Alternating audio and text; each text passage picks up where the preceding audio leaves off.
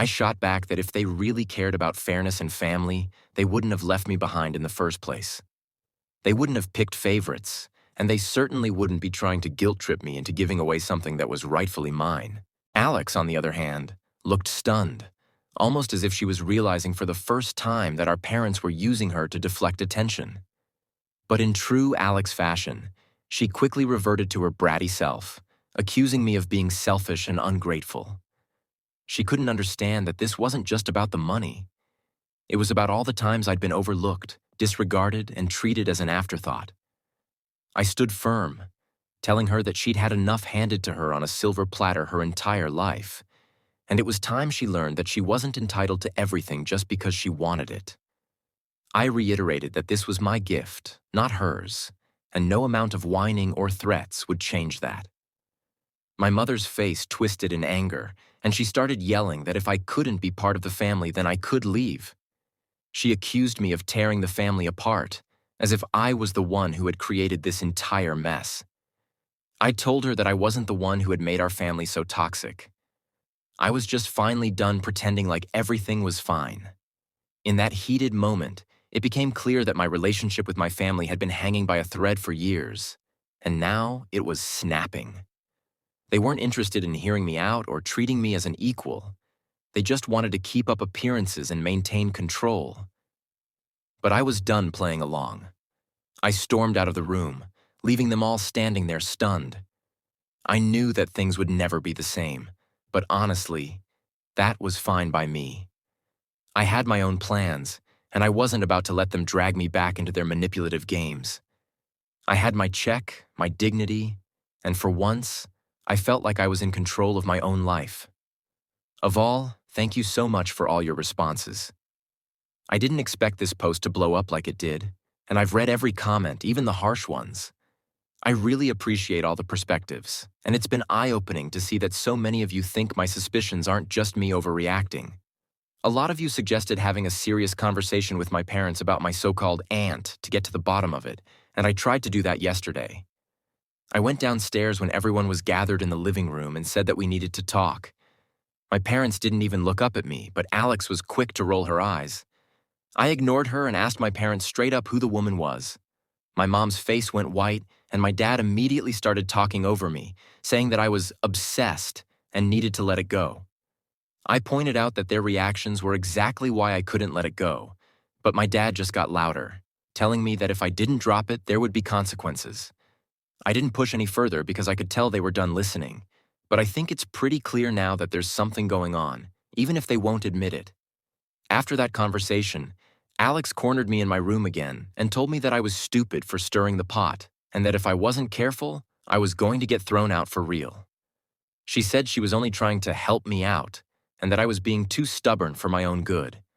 I told her I'd rather get thrown out than keep living in this weird, tense silence where everyone is pretending like everything's fine when it's clearly not.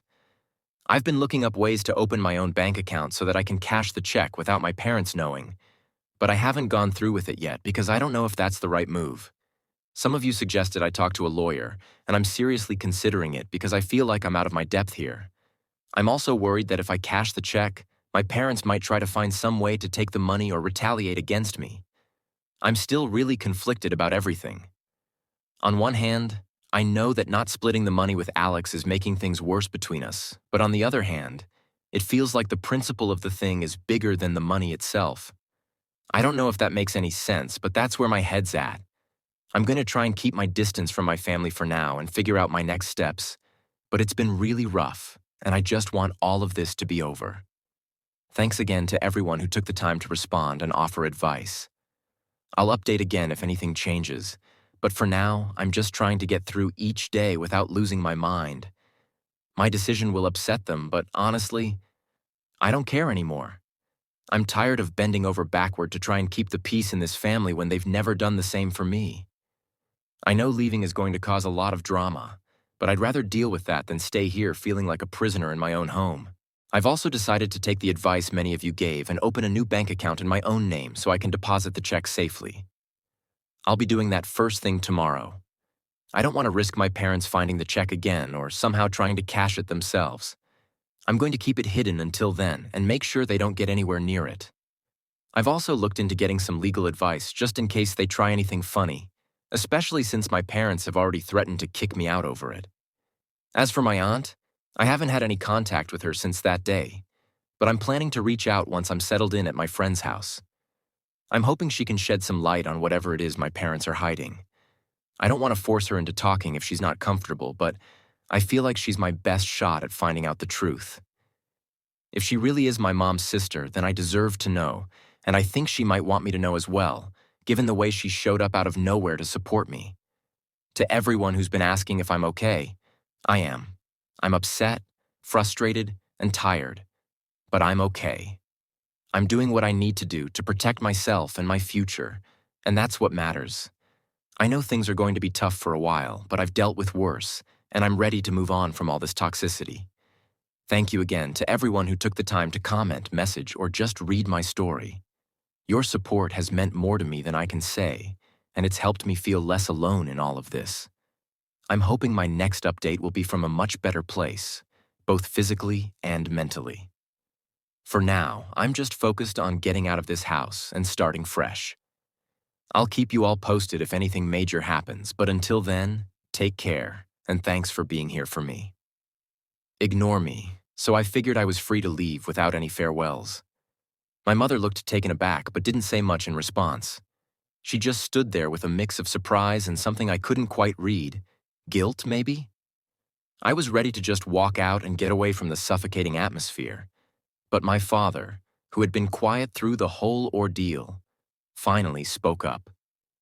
He asked if I was really going through with this, and when I told him yes, he seemed almost resigned, like he'd expected this would happen eventually. He offered some last-minute advice about being responsible and keeping in touch, but it felt more like a formality than genuine concern. As I left, I looked back at the house one last time.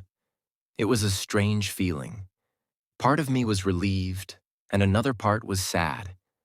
Despite everything, it had been my home, and leaving it felt like a finality I wasn't entirely ready for. Moving in with my friend has been a breath of fresh air. His family has been incredibly kind, offering me space and support without any strings attached. They made me feel welcome from the moment I arrived, and it's been a welcome change from the coldness I left behind. I've been slowly unpacking and settling in, and it's starting to feel like a real home. As for the check, I did as planned and deposited it into a new account that my parents don't know about. It's a relief to have it secured, and I'm planning to use it wisely. I've started looking into some options for the future, including college, and possibly even some courses that interest me beyond just football. I haven't heard from my parents or Alex since the move. I'm not sure if they're giving me space or just don't know what to say. Part of me wonders if they've realized the impact of their actions and are feeling a bit of remorse. But at this point, I'm more focused on my own path and moving forward from the toxic environment I was in. Thank you all for your support and advice. It has truly helped me navigate this challenging time, and I'm grateful for the perspective and encouragement you've given. I'm looking forward to starting this new chapter of my life and hope to keep building a future that's positive and fulfilling. I'll update again if there are any major developments, but for now, things are looking up.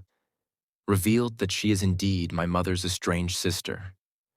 It turns out that my mother had a sister who went through a lot of personal difficulties and chose to live a different life away from the family. This sister, who I now know is named Rachel, explained that she had tried to reach out to my mother several times over the years, but my mother always refused to acknowledge her or their shared past. Rachel shared with me that she had been living in the UK for many years and had kept her distance from the family due to unresolved issues and past conflicts. She mentioned that she had seen the news about my graduation and, feeling a sense of guilt and wanting to make amends, decided to reach out and offer some help. Rachel also expressed sadness about the way things had turned out with my parents and acknowledged that she had no idea about the current dynamics in our family. It was a lot to take in, and I'm still processing it. On one hand, it feels like a huge revelation to find out there's this whole part of my family history that I was unaware of. On the other hand, it's somewhat validating to know that my suspicions were correct about Rachel's connection to my mother. Rachel has offered to keep in touch and has even invited me to visit her in the UK in the future. She seems genuinely kind and wants to build a relationship with me, which is something I didn't expect but am open to exploring. I'm still navigating this new information and figuring out how I feel about it all. For now, I'm focusing on settling into my new living situation and preparing for the next steps in my life. Having a supportive environment and understanding people around me has made a big difference, and I'm trying to stay positive and hopeful about the future. Thanks again for all the support and advice during this time.